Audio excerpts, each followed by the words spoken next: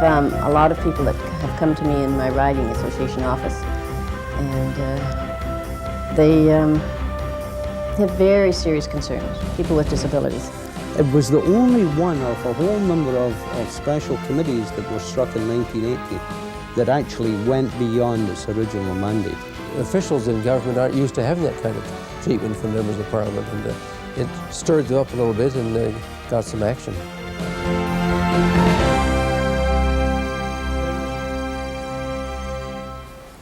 Hello and welcome to DNET, the Disability Network. I'm Susan Pettit-Crossman. On our first magazine program of the new year, we'll examine one way that people with disabilities have been making their voices heard in Ottawa. It's through the Parliamentary Committee on Human Rights and the Status of Persons with Disabilities. Today, we'll meet some of the people who work on the committee, and they'll tell us about issues they tackled in 1992. And later on the show, we'll hear from Alberta MLA and disability rights advocate Percy Wickman, who uses a wheelchair. He'll give us his impressions of the progress that has been made in raising awareness of disability issues across the country. But first, here's this week's Disability News highlights. A woman with amyotrophic lateral sclerosis, ALS, has been getting a lot of media attention. Sue Rodrigues wants the right to die, but her recent plea for a doctor-assisted suicide was denied by the Supreme Court of British Columbia. Rodrigues faced a wall of reporters as she expressed her disappointment at the court's decision. I'm feeling discouraged, but I feel strongly that terminally ill people who are mentally competent should have the choice of time as to when to die. The court ruled that there is no such thing as the legal right to die. Therefore, the law against assisted suicide does not violate the rights of Sue Rodrigues. Mr. Justice Alan Melvin of the BC Supreme Court wrote that her illness may restrict her ability to implement her decision, but in my opinion, that does not amount to an infringement of a right to life, liberty, or security of the person by the state. He also wrote that the existing law was made for a specific reason. He said that Section 241 of the Criminal Code protects the innocent, the mentally incompetent, and the depressed by making it a crime for anyone to assist in suicide. I think that one really has to be in the shoes of someone that's terminally ill or a family member to really see what the real issue is. Doctors give Rodrigues less than a year and a half to live. She and her lawyer still hope for a doctor-assisted suicide. They will appeal the court's decision in the coming weeks. Roy Slater is in the same shoes as Rodrigues. He too has ALS, but he has a very different perspective on his condition. Bob Gillingham has the details. 68-year-old Roy Slater doesn't sit still easily while talking about a dread disease that will eventually kill him. He doesn't agree with fellow sufferer Sue Rodrigues about planned suicide either. I was appalled, that anybody would want to take their own life because of a debilitating disease like ALS. Slater learned he had the disease when he was 56. Now, over 11 years later, he is still fighting it. Life is what you make it. If you concentrate on the disabilities, you're naturally going to experience major difficulties.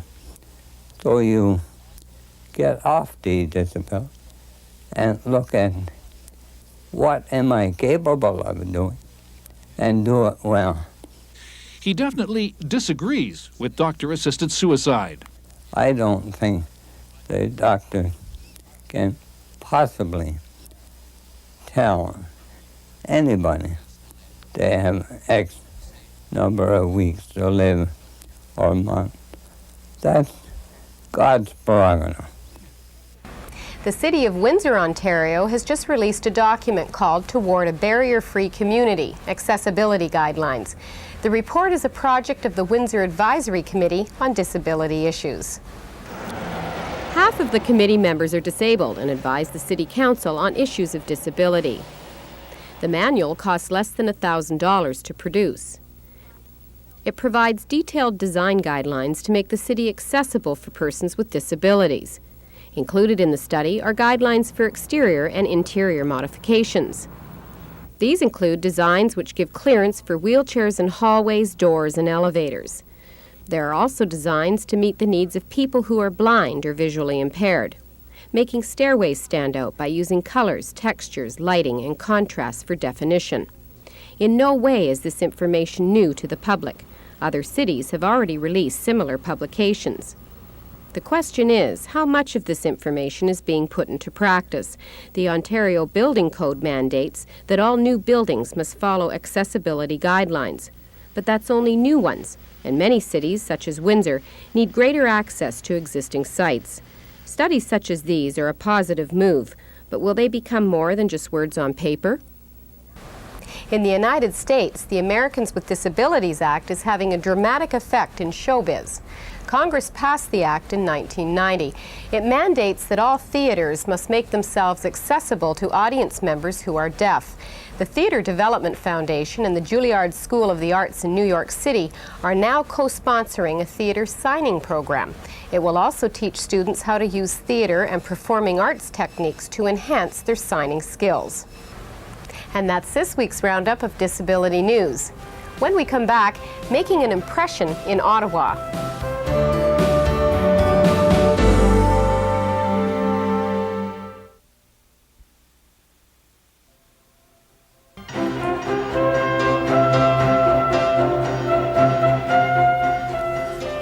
Over the last 10 to 20 years, disability issues have been shifting from the medical realm into the area of human rights and citizenship. Many of the concerns that people with disabilities have about employment, transportation, and education, for example, involve legislative, political, and legal approaches. Committees and advisory councils have sprung up to act as a link between disabled citizens and government. One of those committees is the Parliamentary Committee on Human Rights and the Status of Persons with Disabilities. Here's a look behind the scenes at some of the people who serve on the committee and some of the issues they worked on in 1992. Most Canadians have a pretty good idea what goes on inside their parliament buildings in Ottawa. His document shows that his government is trying to ram this deal through. It's a draft text. It has the views of 3 countries reflected in it. If they watch television, they could not miss the rough and tumble of question period.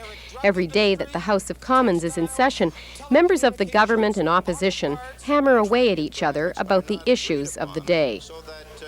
It can be a noisy, emotion-filled, and partisan occasion. But there is a quieter, less partisan side to parliamentary life that the public rarely sees.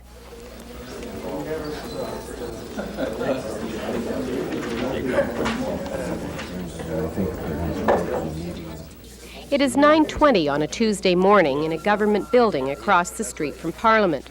Members of the House of Commons Standing Committee on Human Rights and the Status of Disabled Persons are getting ready for a morning of hearings that will see them put tough questions to a deputy minister. Last spring, committee members from all 3 political parties were disappointed at the government for cancelling a court challenges program. Under the program, people and groups that could not otherwise afford to do so, disabled persons, Native people, and minority language groups, were given money to mount court challenges under the Charter of Rights and Freedoms. The committee hearings were open to the public, and one of the day's observers was Andre Cotre, director of the Court Challenges program. That's her on the left talking with committee member Beth Finney. Cote says the committee is an effective champion of the rights of disadvantaged Canadians. Well, I think this committee has deservedly a very strong reputation, certainly among the disability rights community and certainly among women's groups and visible and ethnic minorities. So I think that its recommendations will probably be taken quite seriously. You probably don't know this, but our committee has a unique mandate from the House of Commons. Dr. Bruce Halliday is the elected chairman of the Standing Committee and has served on the committee in its various forms since its creation in 1980. Those who are denied participation in the marketplace are fundamentally marginalized. Here, Halliday is addressing a parliamentary forum on the employment of people with disabilities. The committee organized the forum in cooperation with the Speaker of the House, John Fraser. As the Governor General says when he ends the speech from the throne, may divine providence guide your deliberations. Back in his office, Halliday talked about the unique terms of reference accorded to the committee by the House of Commons. For one thing, we have been given terms of reference by the House of Commons that allows us to promote the needs of disabled people and to audit the work that the government does in trying to fulfill those needs. I think we also are unique in the sense that we act as a conduit or an interface between that large segment of 13% of Canadians who are disabled and their government at the federal level, something that does not occur in most, if not, if any other country in the world. Basically, I said, Dave... Neil Young, here speaking to parliamentary forum participants, is one of the two vice chairmen of the Standing Committee. A member of the opposition New Democratic Party, Young worked on the committee's obstacles report, its first report to Parliament in 1980. He is proud of the committee's powers of survival. This committee, when it was struck in 1980, was supposed to self-destruct as soon as it tabled the report in the House, the obstacles report. And the committee became so convinced of its usefulness that we argued very strongly that the work of that committee should continue to monitor how the government was responding to the recommendations in the obstacles report. It was the only one of a whole number of special committees that were struck in 1980 that actually went beyond its original mandate. So we'd have to get the minister. We have to subpoena the minister. And you can't. Beth Finney is the opposition Liberal Party's critic on disability issues, in addition to being a member of the House of Commons Standing Committee on Human Rights and the Status of Disabled Persons. She says her interest in the needs of people with disabilities is fueled by the visits she receives from constituents. I have a lot of people that have come to me in my riding association office, and they have very serious concerns, people with disabilities. People who have just seemed to have been, they fall through the cracks. The laws don't quite fit for them, and they have some very serious problems. That's, I thought that maybe as I was up in Ottawa I could do something about that. It's one of the committees where people, everybody regardless of the party, works together. And certainly, I think through that committee, a lot more recognition of the problems. And you have to have the recognition that there are problems first before anybody do anything about it.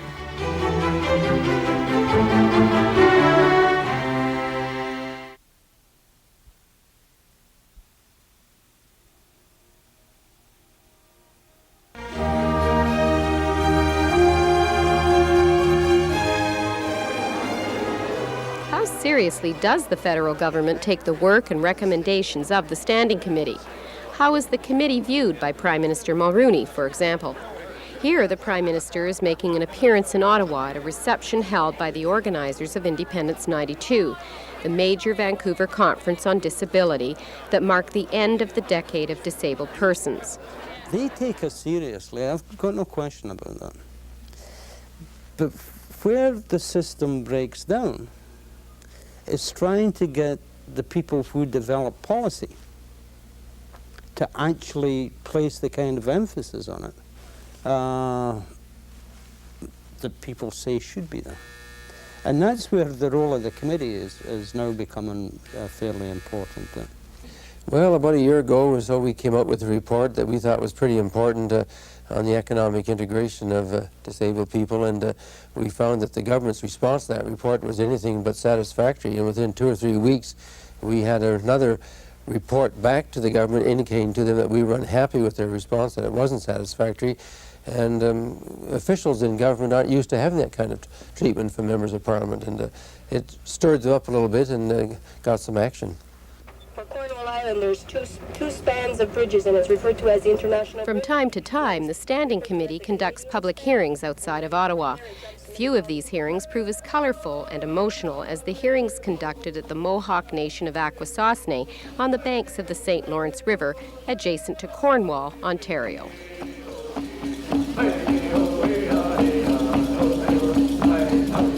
The chair would like to call this meeting to order. We bought a van, but we needed a lift. When I asked for assistance, they said the lift was an extravagance and not a necessity. My recommendation would be that the United States... I was very moved that those hearings, Recommendation is that they picked their witnesses very well, and it was, some of them were quite disturbing, some of the reports from people. But there are situations that actually exist. And there is a Royal Commission now, and our committee, approached the Royal Commission and said, while you're looking into the conditions with the Aboriginal, what are you doing about the disabled? And they hadn't thought about it. And they were planning to do absolutely nothing. And they have millions of dollars. They can sort of spend what they want. They're a Royal Commission. So we have asked them, or will be asking them shortly, informally through a letter, in their studies and their travels across the country, looking at the Aboriginal problems, would they please include the problems of the disabled? So that's something we've been able to find out, that they weren't thinking of doing this. Could you tell me if any efforts have been made, either at the initiative of the US government, the Quebec government, the Ontario government, the Canadian government, whoever? Akwesasne was fantastic. That's what the committee is all about. It's about people who have been elected to public office being responsive to people and monitoring what happens with those public servants who are supposed to be designing programs that assist people to assist themselves. The Standing Committee on Human Rights and the Status of Persons with Disabilities has achieved international recognition. Last October, Chairman Dr. Bruce Halliday was presented with the Distinguished Service Award of the President of the United States. The award was presented by Justin Dart, Chairman of the United States President's Committee on the Employment of Persons with Disabilities. He was one of the chief architects of the Americans with Disabilities Act. We'll be right back.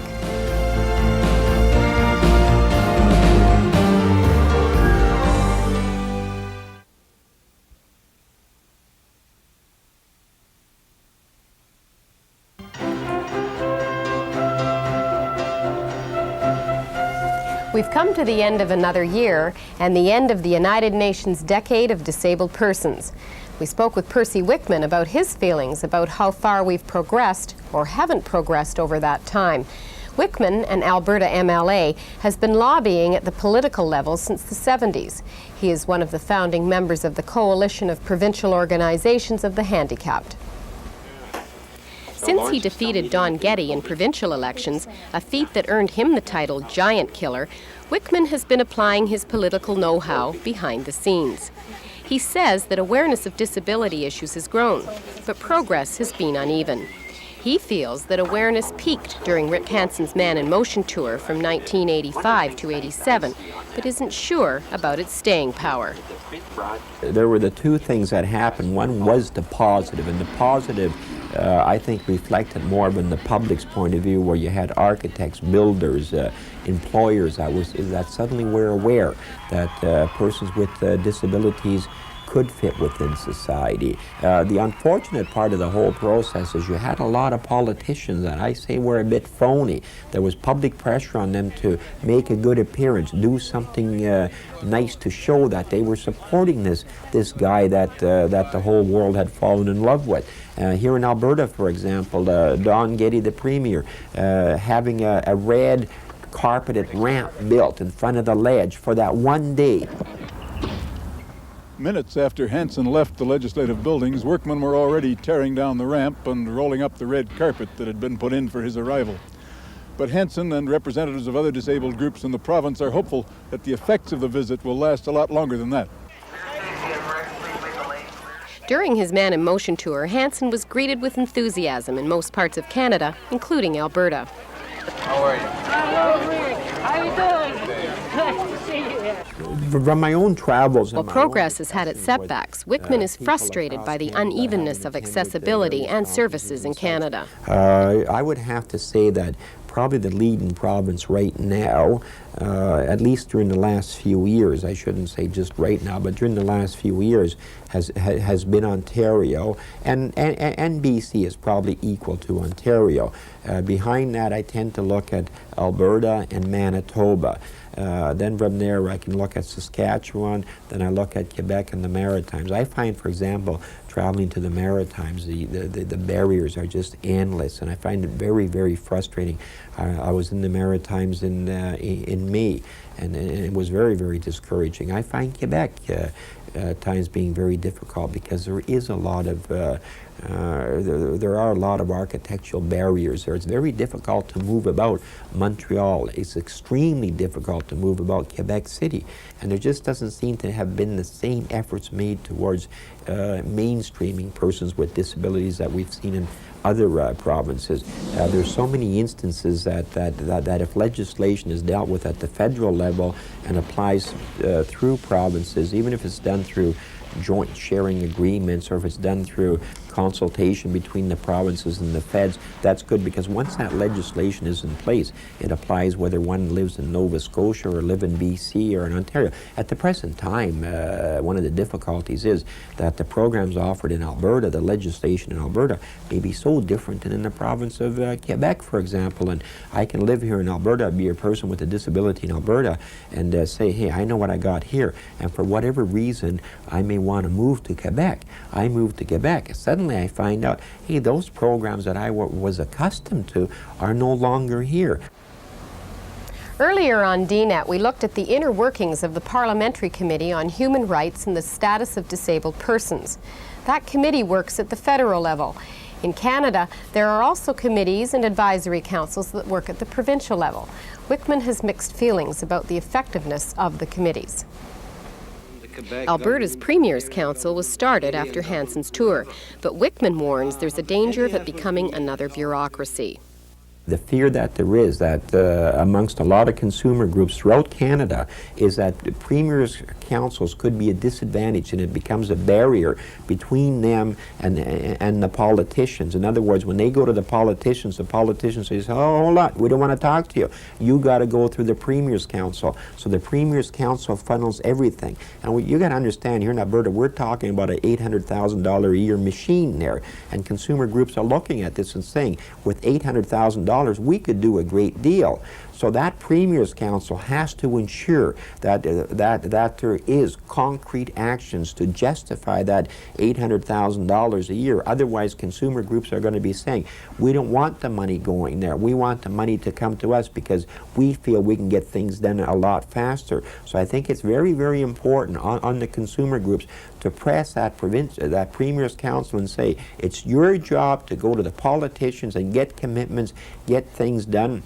If you don't get things done, we're going to lobby against you. We're going to lobby to have the provincial government eliminate you, to do away with that particular vehicle so that we can respond directly with the politicians like it used to be a number of years ago.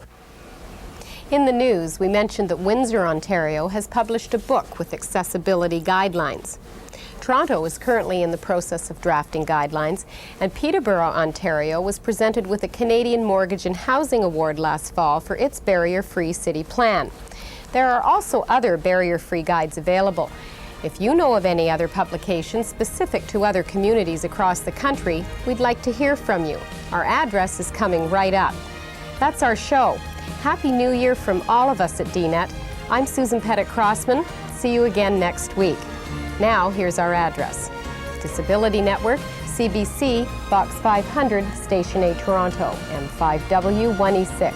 That's the Disability Network, CBC, Box 500, Station A, Toronto, M5W1E6. Or you can fax us at 416-975-5636.